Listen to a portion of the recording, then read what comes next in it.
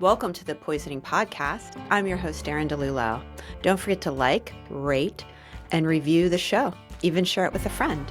Today, I'm welcoming Luke Niforatos of Smart Approaches to Marijuana. We are going to have a discussion on drug policy, what he sees, and his predictions with this new administration. It should be an interesting show. Welcome to the show, Luke. Thank you for having me, Erin. It's a real honor. I've been following your work on Twitter for quite some time and just excited to be joining you today. Oh, thank you. I appreciate that. So yesterday was a big day in the country. We have a new administration, which means potential new policy in the drug space. What are you seeing? Because I listened to your last week's podcast with Jordan on congressional policy, but I'd really love some of your thoughts on the president and his, I would say, assumed HHS, Health and Human Services Director, RFK Jr. Can you share some? Absolutely. Yeah. So, it was really interesting right off the bat after President Trump won the election. I think it was his second video he put out on Truth Social, where he said he's going to tackle the drug crisis. He's going to make this a priority of his administration. And I think he spent about 7 or 8 minutes talking about it. So it was obviously heartening to see that the president is going to make this a priority. Our organization is always advocating that drug policy be a priority and that we treat this addiction crisis. Obviously, Erin, I know you're working very hard on the fentanyl issue and you're making a lot of great strides. And it was great to hear the president mention fentanyl. This is going to be a priority. So what he talked a lot about was the need for more supply reduction. So there's going to be a big investment in, keeping the borders obviously secured, stopping the flow of drugs over the border. And we know, and obviously you've talked a lot about this, Erin, the issues of all of these cheap precursors, the ingredients for fentanyl are cheaply and easily being imported into our country for literally dollars and cents. And then it's being turned into a highly lucrative fentanyl product that is being sold and killing a lot of people, a lot of innocent people, a lot of people who don't even know fentanyl's in there. It's killing people all across the country. So great to hear that he wants a focus on supply reduction. I think that's key. Then obviously RFK has talked a lot about also demand reduction. And so RFK has talked about the need for a focus on recovery. He had in his documentary that he did, actually one of our colleagues, a part of our new organization, which now partners with SAM, called the Foundation for Drug Policy Solutions, Tom Wolfe, was actually in that documentary talking about the need for recovery, the need for us to prioritize getting people paths to recovery. So I think RFK has his head screwed on straight when it comes to these issues. I'm a little bit concerned about some of the discussion of marijuana in his past. And I think, that's something we're going to need to talk more about, because I think RFK is obviously looking for money to fund some of these programs he has in mind. And I think there's a desire by some folks to say, well, let's use tax dollars from marijuana to fund that. And unfortunately, what we've seen is there's just no tax money that you're making off of marijuana programs. In fact, it's costing state governments and the federal government a lot more to deal with those issues. So I don't think that's a great way to go about dealing with it, but I think he's got a lot of really good ideas. So I expect some really interesting and innovative proposals coming up. And I think I have a very optimistic view with this administration that we will see a focus on keeping the precursors for fentanyl out of our country and stopping the business of it that's happening inside of our country, as well as, I think, innovative ideas around recovery. And we need to hear a lot more about recovery, I think. No, I agree. Recovery, I think, is almost the redheaded stepchild in drug policy. Everyone thinks supply, supply, supply. And supply is important. But if you're always going to have demand and not get people fully into recovery and spend the investment on recovery, the bad guys are always going to find a way to get supply to them. That's right. You talk to anybody who works in drug enforcement, you talk to the people at DEA and elsewhere, they'll tell you that that's only one leg of the stool. We have to have, the stool can't stand on just one leg. There have to be the other legs. And it's something we don't want to face, is the fact that America is one of the world's largest consumers, if not the largest consumer of illicit drugs, in the world. So our people are demanding it. And I think there's a lot of factors that, are at play here. One is that we have a culture right now, which you and I were just talking about, that, is very permissive. We think drugs are funny. We have a lot of the people in the media who use all kinds of different drugs. They talk about it freely. It's much less stigmatized drug uses than before. And it's very surprising because you have very dangerous drugs out there. You have people now talking about using drugs as if it's kind of no big deal. Obviously, I think everyone's worried about fentanyl, but you start looking at other drugs like psychedelics and marijuana and even Hmm. cocaine now we're starting to hear about. And people think that these drugs are not that bad. And I think that's a concern because these drugs, we all know they're heavily correlated with use of each other. So you have somebody who's using marijuana, they're likely using other drugs. You have somebody using cocaine, obviously starting to experiment with other drugs as well. So these are things that I think it's contributing to a society where there is this normalization, and then people are interested, they want to try these drugs out. And so we have to focus on society. We have to focus on our pro drug culture right now. And really, I'm not saying we have to go to an extreme of saying, let's lock everyone up who's using and addicted. I don't think that's going to work. But we do need to look at this, I think, like the tobacco model. We have stigmatized not people who smoke cigarettes, Right. but we have stigmatized the cigarette and the use and the smoking. And that has been very successful in reducing the use of cigarettes. And I think we need to approach drug policy like that, where we are stigmatizing the use and the drugs. And I think that's working with fentanyl in many ways. And I think that's a great way to reduce demand. So I think that's something that definitely I hope to see more of from this administration. Yes, stigmatize the product, not the person, is how I like to think about it. Now, I am highly concerned about RFK and his support. I've watched Recovering America, his support of marijuana, taxing it. I just think that's a permission slip for people to use it and thinking it's totally okay, I no agree. matter where they get it from. And then his interest in psychedelics as well is Yeah. highly concerning. And now I hope President Trump, he won on election night, but I also hope he noticed who lost and what issues lost on election night. And that was legalization on drugs in some states. And President Trump, even supported Florida's path to recreational legalization, and it failed. I hope he can correlate those things. I agree. Drug legalization in general lost big in the elections this last cycle. It's so funny. We've heard for the last, 6 or 8 years that, wow, marijuana is passing everywhere. Well, I think voters are now getting educated on legalization. They're seeing what a failure it's been. They don't want it in their states. So you have a state like Florida where you literally have a large majority of Miami-Dade County voting Hmm. against legalization of marijuana. They didn't want marijuana to be commercialized. And that's one of the biggest urban centers in the whole state. So it's not like we're talking Yeah. about a rural conservative place, talking about a place that's very purple, that's got a lot of people of all different ages, and they didn't want it there. And then you look at Massachusetts, totally a blue state, very progressive. They voted against the legalization of psychedelics, which I think sends a very strong message that legalization has gone too far. We're seeing in Colorado and California how this is contributing to homelessness, it's contributing to crime, it's contributing to more drug use, more permissive culture for kids. And I just think states are pushing back on that. So I agree with you. I hope the new administration will hear that message. President Trump will hear that message that, going for marijuana in Florida was an ill conceived idea. The other thing is, you are absolutely right to bring up what RFK has kind of said about psychedelics. And I think right now it's kind of we're reliving the 1970s again in this country. And I think this generation just needs to learn the same lesson that generation learned, which is, you had all these people from Harvard and other distinguished universities, kind of with this very kind of hyper enthusiasm around the potential benefits of psychedelics. And then that generation realized none of those promises materialized. This was actually just a corporate kind of ploy, and we're going to reject this. And they did. And so here we are again with these same promises that, look, Ibogaine, this kind of random substance that very few people use, is going to supposedly heal everything. It's going to give us an alternative to opioids and, solve all these other problems. It's like we haven't heard that before. Marijuana, they said was going to help with opioids. It's funny. I'm from Colorado. We Yeah. voted to legalize marijuana. The number one promise was that marijuana would cure opioid addiction. We have worse opioid deaths now than we Yeah. did then.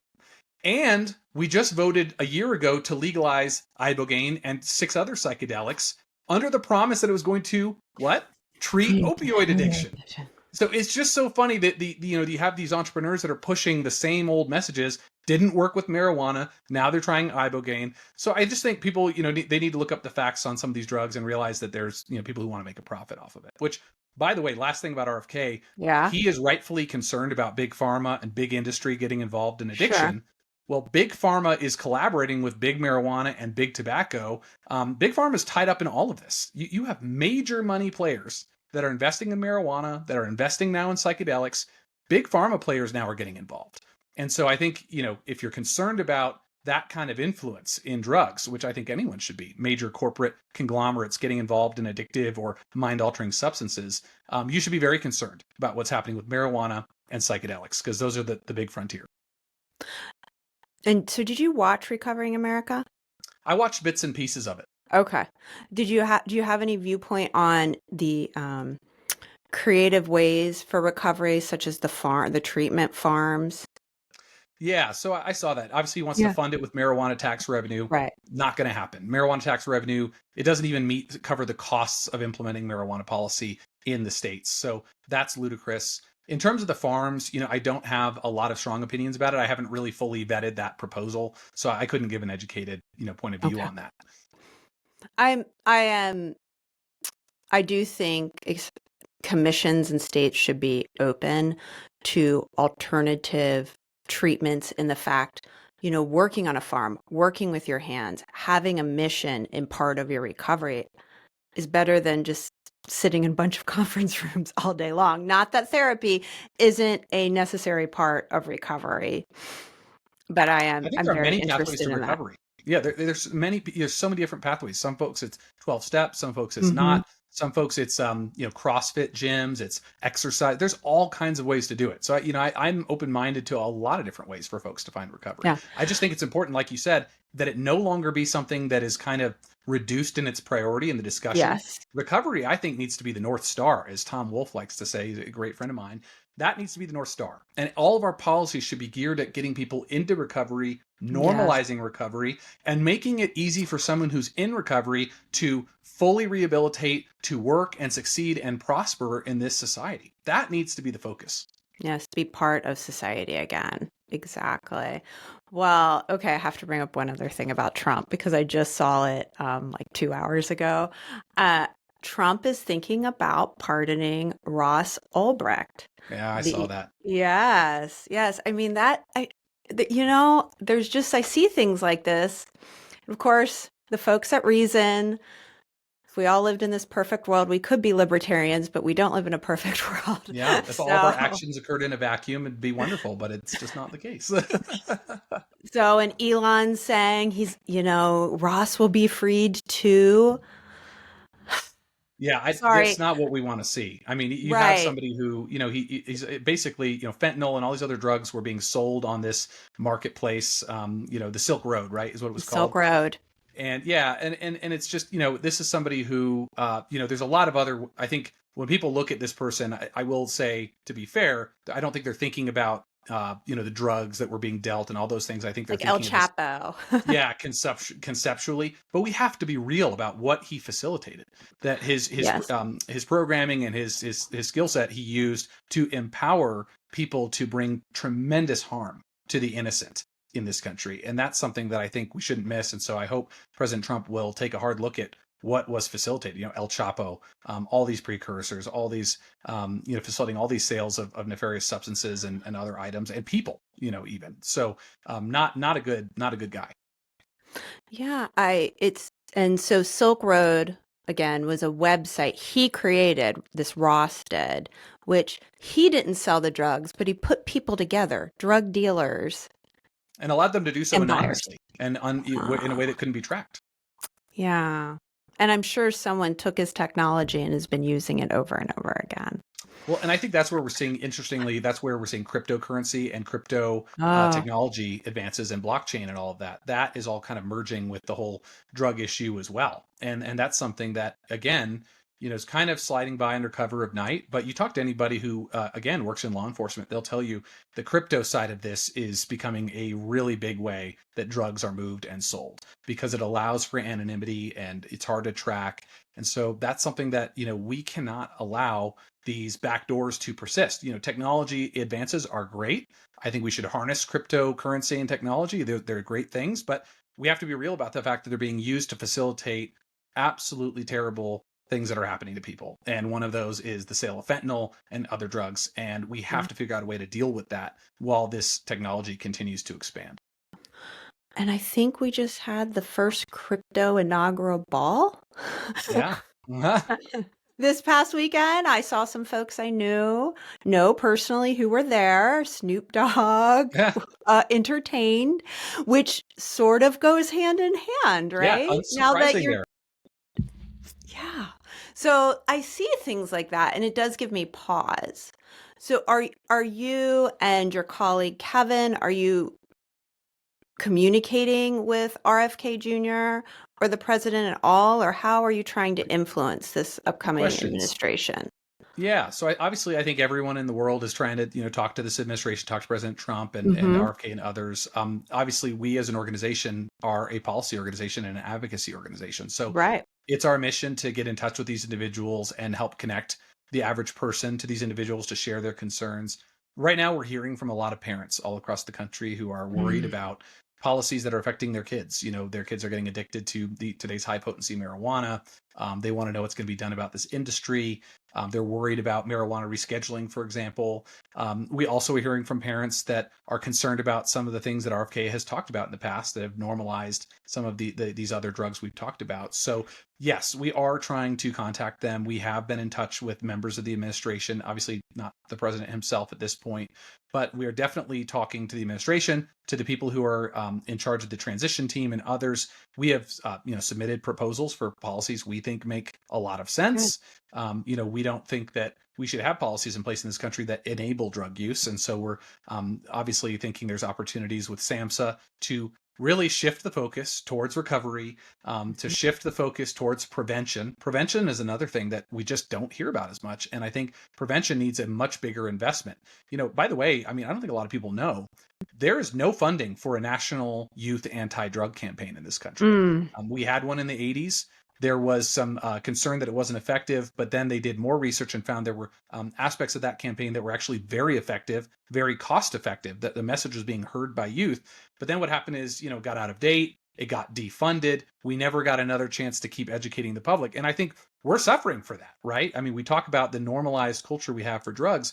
We don't have a consistent science-based message that's going out at least to our youth, and I think should go out to the broader public, that's saying that, drug use is harmful. Here's why, discouraging it, right? So I think that's an opportunity, and that's something we've pushed to this administration. We're hopeful to get some funding allocated for that this year or next year to have another youth anti-drug campaign that's current, that's based in the science, that reaches people where they're at, and in a way that is, contextually relevant. We need that badly. I do think, the DEA has their one pill can kill campaign. And I think Yep. that that's a pretty effective message. That really works. And so I think, something of that nature really needs to get some funding behind it so we can reach the public. Was the program in the 80s DARE? Or what was the Dare program had they they used? were the school based aspect, but there Okay. was if you go back and look at the youth National Youth Anti Mhm. Drug Campaign, if you Google it on YouTube, you'll see they had all kinds of interesting ads that they were being put out there on TV. Reaching millions and millions of people, and in ways that now you look at it and you laugh because it's pretty cheesy and funny. Back in the Right. day, though, a lot of those ads made a big impact. So you had images of parents kind of catching their teens using or whatever, and anyway, promoting good, responsible messages. And so I think that's the kind of thing we need to look at. Again, obviously relevant for today's audiences. Not on TV with the Yeah, kids. not on TV. But I think Snap, by the way, Snap and Instagram and Facebook and X even I think they should chip in with donated time, advertising and advertising Amen. space. Because you look at Snap, how many fentanyl deals are happening on Snap, how kids are getting access, Amy marijuana deals, Neville. etc. It's Amy terrible. They Neville's owe it. son. Yeah. Killed via They dealer on owe it to Twitter. the public, I think, to donate advertising revenue for this. And so that's something we're also talking with the administration about. Maybe President Trump could get TikTok to donate some time. Absolutely. If they're going to be sticking around in this country, the Yeah. least China slash TikTok can do Balance their allow that. precursors. Yes, I absolutely. know I shouldn't be laughing, but I have to, or I might go crazy. Uh-huh. Uh, you know? Well, when I was in the West Virginia state capitol a week ago, I guess. Sorry. West Virginia is a beautiful state, but from where I live to my state capital can take anywhere 5 to 7 hours, depending on the weather, to Wow. drive. There's no good flight from Dulles, so you just get in the road and see beautiful scenery. When I was there, meeting with a lot of folks on naloxone and making sure we get it out in the state, I heard a lot about RFK and Ibogaine. So I am going to read a tweet that I really enjoy. I may have been like one of the only people who enjoyed that you put out earlier this month. Snake oil used to be sold from town to town. Now it's peddled online. Nothing new under the sun. And that is about a gentleman who's promoting, going, and he has been there promoting Ibogaine. And it's very concerning, especially Yeah, when it's going to come from state budgets. yeah, I'm glad you liked that tweet. I was just kind of I saying it's like, retweeted it. yeah, I mean, it's funny. My dad always used to say, what do we learn from history? It's that no one learns from history, and I just, sometimes I just wish people would take a very precursory perusal of our nation's past 100 years and just, look at the wild claims that were made by, people who were just totally out to try to make a quick buck and how they hurt people. And you could just see so many instances of that. And it's just so obvious. You see a guy like that out there, peddling claims about Ibogaine. It's going to help with this, that, and the other thing. And just for those who don't know, I didn't know what Ibogaine was until they pushed Yes, it and legalized it please. here in Colorado. So Ibogaine is a very niche, not very, it's so niche, in fact, that it's not even asked about in national drug use surveys. So it's not used by a lot of people right now. That may change with the interest. But it's basically, it's a psychedelic substance. It's mind altering that you take, and they say that it helps with, a wide variety. There are people claiming it helps with a wide variety of ailments. Whether it's mental health issues, whether it's spiritual issues, etc. They say it helps with a lot of different things. And there's a few countries where they've allowed it to be used in clinical settings. They haven't really approved it as a medical drug, to my knowledge, in any country, but it is allowed to be used in different levels of acceptance in different countries. It has not been approved by the FDA here in America as a medicine. It is not allowed to be sold and consumed here in America. And the reason for that is because in the clinical trials that have been done on Ibogaine, we've literally seen patients die in the exam room Hmm. because it causes cardiac arrhythmia, heart attacks. And this is in very controlled clinical settings where they've been doing this research. People have died from using this substance. So this is not, I think there's this perception out there that these, all these psychedelic drugs are just, they're natural and you can just grow it in your backyard and that couldn't hurt you. And it's like intuitively, it sounds great in today's very nature-based culture. But we have to remember that there are things that grow out there in nature that you don't want to consume that can hurt you, right? Or kill you Yeah. even. And a lot of different things, poison ivy, all kinds of, arsenic, etc. So we don't just consume things because they're natural, right? And so Ibogaine is a great example of that. Very powerful substance you can consume, which can really hurt you. It's very high risk. So right now, there's no medical benefit to it that's been established by science. And in fact, the American Psychiatric Association recently updated their guidance, saying that there's no evidence for these substances to be used for mental health disorders as well. So you can either listen to an association of doctors, people who spent countless Right. years studying this, and obviously there's pros and cons to that. But I would prefer to listen to an association of doctors over a big pharma backed entrepreneur or someone who's working at the behest of a venture fund from Silicon Valley who, their whole livelihood depends on it, right? Agreed. Sorry, but I am concerned that this gentleman who's really pushing it was just on Joe Rogan, Yeah. and our new president enjoys that show and listens to Joe Rogan. Yeah. There, I mean, at the end of the day, right now, we're in a culture and an era in our country where I believe, and getting a little philosophical here, so stop me Yeah. if you want to, but I believe we have so embraced our avarice and our greed as a society Mm. that It's basically, if anything makes you money or creates jobs, it's good in and of itself.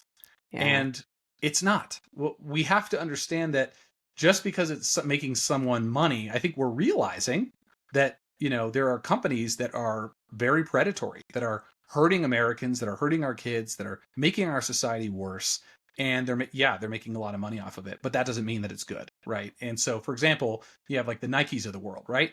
Making a ton of money, and they give a lot of money to nonprofit causes. But a lot of that money is possible because they use sweatshop labor and use practices in other countries that would be illegal here in America. And we don't think that's good, but we think that their use of money and their contribution of money to nonprofit causes somehow absolves them of this behavior. And it doesn't. And so I think we as a society need to return to this understanding that just because something makes money doesn't make it okay. And so there's a lot of applications for that we could get into. But as it relates to drugs, we really need to be careful about the road we're going on. There are so many celebrities and entrepreneurs and CEOs now who are very much active in the drug space, who are very, even have Elon Musk has talked a lot about psychedelic drug Yes. use, ketamine use. Ketamine killed Matthew Perry, his use of it, and the Hmm. standards that we've allowed to become more lax around ketamine, for example. So we have to put our foot down as a society, and we can't let these folks who have made a lot of money pushing these kinds of claims and made a lot of money just in other areas, and now they're talking about drugs, get away with it. And I think that kind of accountability will help insulate us. And I think, the president obviously has these folks in his corner, but he's also got parents in his corner. And he's also got other people who are very strong anti-drug folks also in his corner. And so I think those voices need to be louder. Who are the anti-drug folks in his corner? Well, I mean, we could. I'm not going to name everybody, Okay, but just a few. obviously, yeah. There's discussion. His new pick, rumored potential new pick for the DEA is pretty anti-drug person. Okay. Kellyanne Conway, it's rumored, was a very strong voice Hmm. against marijuana legalization and other drug legalization. You've also got obviously, there are people that. So I'm not going to name names because it's still kind of being discussed, but there's some rumored picks that are going to be coming in the administration soon that are very, very good. One of whom is from West Virginia, actually, who you may know, who's very, Okay. very good on these issues. So there are going to be some voices in his ear that are also going to be on the other side of this. That's good to hear. I'm not rooting against him. I am just concerned.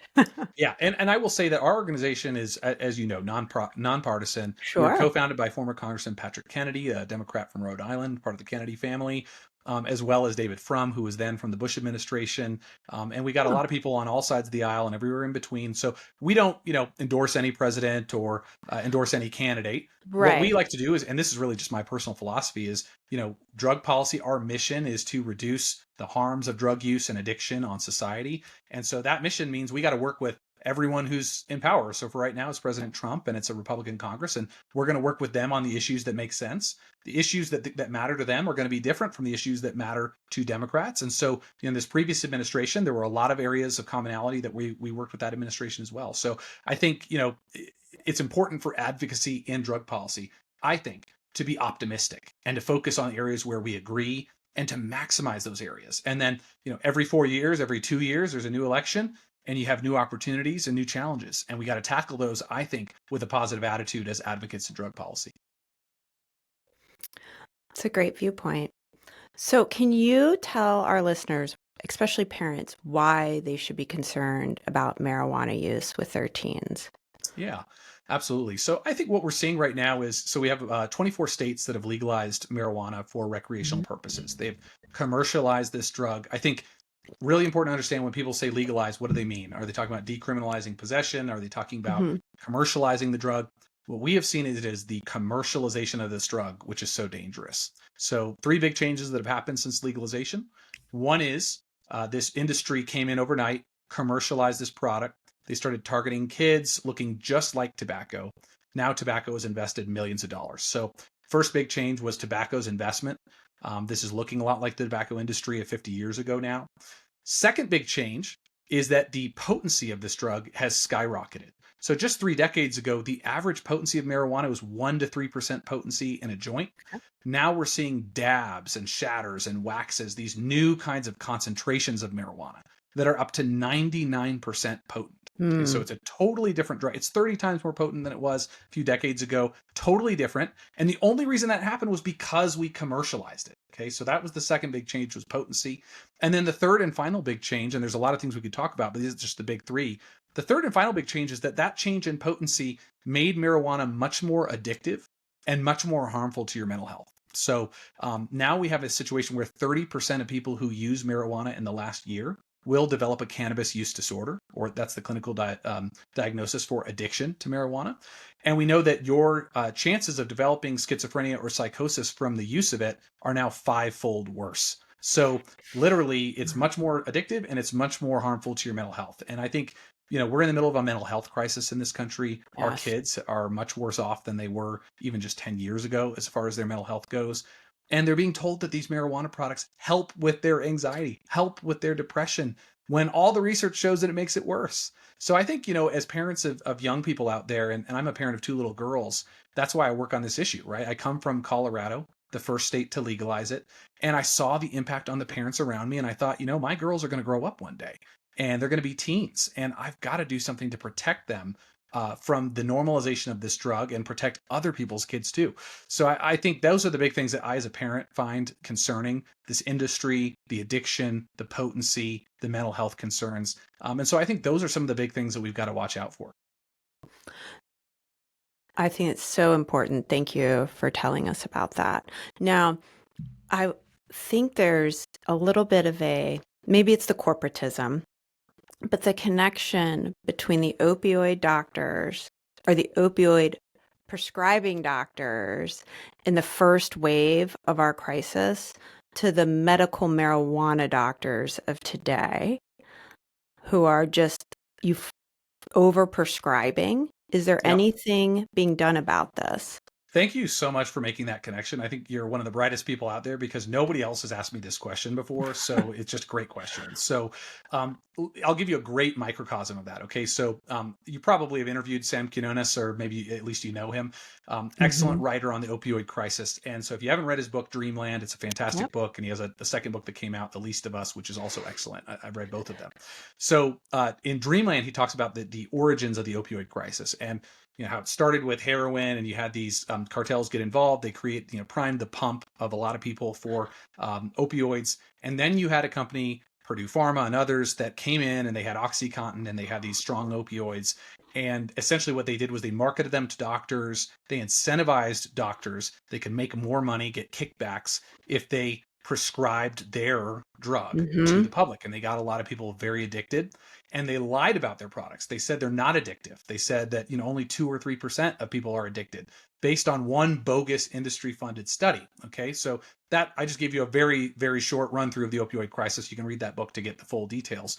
So that's the case study. Okay. That's the model. Now let's look at what's happened with marijuana. Okay. So you have a situation where the marijuana industry is now a $40 billion market cap industry. You have companies that are as big or becoming almost as big as Purdue Pharma was. They have now made marijuana much more potent, like what Purdue Pharma did with OxyContin. They made a much more potent opioid.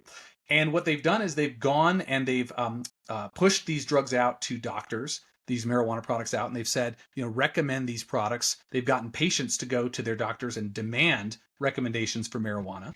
And what we're seeing is, now I'll just give you an example: Pennsylvania, which, by the way, was really hit hard by the opioid crisis, of Yeah. course. And they've gone to Pennsylvania and they have doctors where literally one doctor is making tens of thousands of marijuana recommendations. And they have now investigative reporting that has totally blown the lid on the whole medical marijuana program in Pennsylvania, where they have found that there's a few doctors that are doing the vast majority of the recommending of marijuana. And they've discovered that, and this is it's just unthinkable, some of these doctors have marijuana and CBD selling businesses that are co-located with their exam clinics. And so they're making the recommendation and they're making the money off of recommending the marijuana. Oh, and by the way, they have former convictions, these doctors do, for drug dealing. These doctors had their licenses taken away because they were dealing drugs, facilitating the use of federally controlled substances. Then they were able to get their licenses back, and now they're recommending medical marijuana. So that's just one example of many that are out there. You have a situation where one doctor in Florida made up like 15% of all of their medical marijuana recommendations. I mean, this just happens from place to place to place. But we're seeing the exact same game plan roll out, where irresponsible claims, not based in the data and the science, patients are being misled to believe that this will help them with their disorder. And then you have doctors, and it's only a handful of doctors who will even recommend medical marijuana for medical conditions because it's not supported by the science. And a lot of times they're very nefarious backgrounds these doctors have. So yeah, it's an unfortunate thing we're seeing, but again, it comes back to you mentioned my tweet about snake oil salesmen. Yeah. I mean, it's just the same thing over and over. Nothing new under the sun, as King Solomon said. No. No. So are these doctors, they're being investigated, but nothing's happened to them yet? Nothing's happened to them yet. They're still able to recommend marijuana. And the medical marijuana program, everyone's saying, oh, we need to do something to fix this, because why Mhm. would they allow these physicians to make these recommendations with, when they're co-locating their facilities with these marijuana companies as well. And one of I think, I believe it was the chair of Pennsylvania's state House Health Committee said, this is not a priority. So we're just going to let it keep going. And that was last year. Well, hopefully he'll make it a priority this year. Yeah, a lot of changes happened. It's just important to understand, I think, another great example, you look at Elizabeth Holmes. She was the CEO of Theranos, right? And she's Yeah, doing time in jail because, she had a medical product that was a blood test product right. that she was lying to the American public saying it worked. And hundreds of thousands of patients were relying on the results from her bogus blood test product. Cancer patients with Mm, other kinds of, potentially fatal illnesses, right? And they were relying on her lies to use her product, getting bogus results that could have actually, may have resulted in the death of some of these patients, getting wrong test results. And, she's doing time for that, thank goodness. But though, that's where we see this concept of what I was talking about with greed and profit incentive lead these entrepreneurs to fake it till you make it, because that's what, I started a company myself and I did not ever lie about my product, thank God. But that is the name of the game in startup land, right? Is you start a company, sure. you fake it till you make it, you look like you're something you're not to try to impress investors and consumers. Fake it till you make it in drugs and in health. Very, very dangerous thing to do. We saw that with Elizabeth Holmes, and folks are faking it till they make it with marijuana and these other addictive substances that are out there. We have to be cognizant of that. We have to hold these people accountable. We can't fall for the lies as it relates to these different drugs.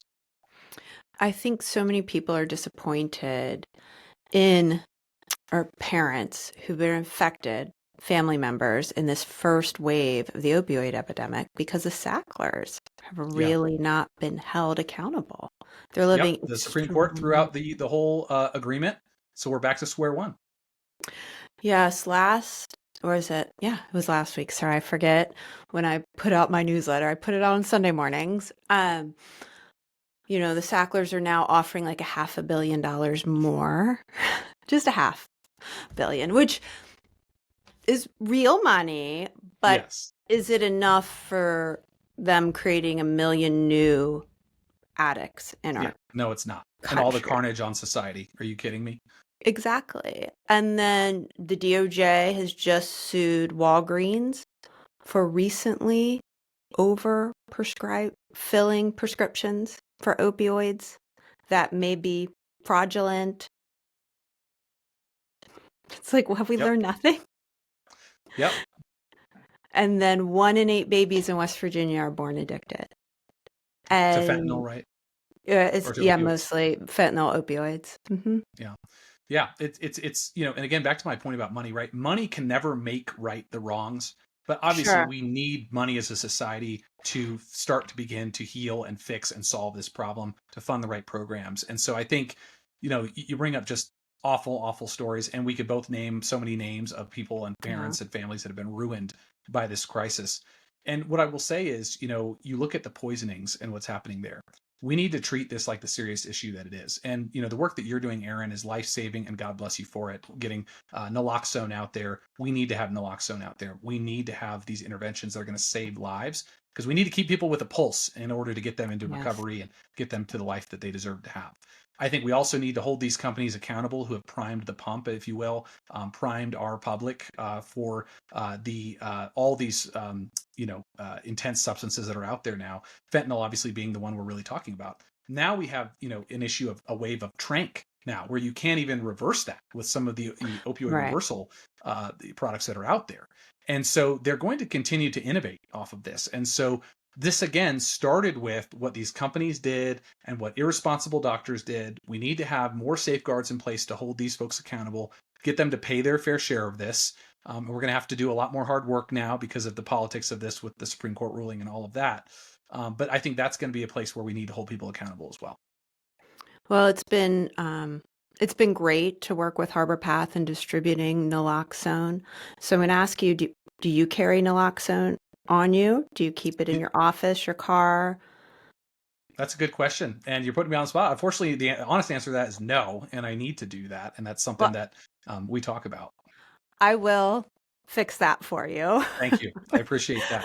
Um, and even here in West Virginia, where so many contemporaries of mine who are even working in healthcare or working in government go, oh, I should have naloxone or Narcan. I was like, let me give you some. Yeah. Yep. I'm not saying this is for you. You just don't know when you can help someone else.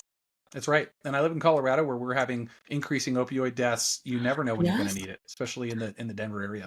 And I have been reading you have a naloxone fund there and it's Yes. like dried up or they didn't refund it as quickly as it should be, which is mind blowing to me. Yes, especially with us having so many issues with it. And I know our AG, who's currently running for Yeah. governor, Phil Weiser, this is an important issue to him. They're trying to work on getting the opioid funds, settlement funds out in the state and also at the county level. I live in Douglas County, and our county is working very hard to get those funds out to fund programs like naloxone and others as well. So I think that's going to be something we need to watch in every state, quite frankly. Agreed. 100% agreed. It's a one way, honestly, to fight back against the cartels who are putting poison in our country and keep Yep. people alive and get them into recovery. Yep, that's right. And I love that you said and get them into recovery because Oh, there's so yes. many there's so much emphasis right only meet them where they're at. Just make sure they're alive and that's it. And it's like, having a pulse is a very low standard if that's the only standard we have.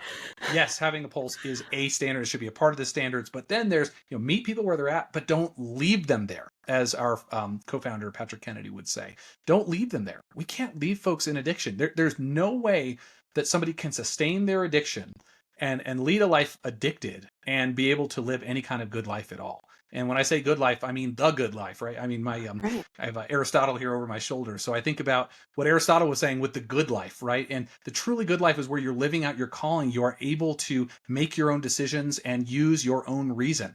And we know that drugs hijack your reason. They Yeah. make you a prisoner.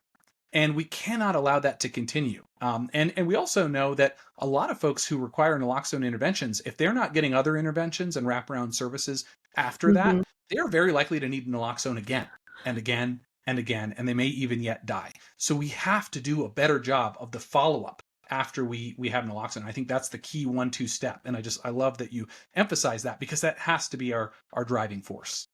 100%. When I was in the West Virginia State Capitol, I won't say who he was working for, but I met a staffer. He was saved by naloxone twice.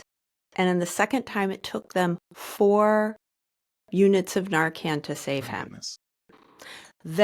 And so I always believe in second chances. Sometimes recovery doesn't work out, stick the first time, and now he's working in the state capitol. Yeah, I was just going to So say, what an inspiring story that he's working the state capitol, doing important work after experiences like that. That is really inspiring.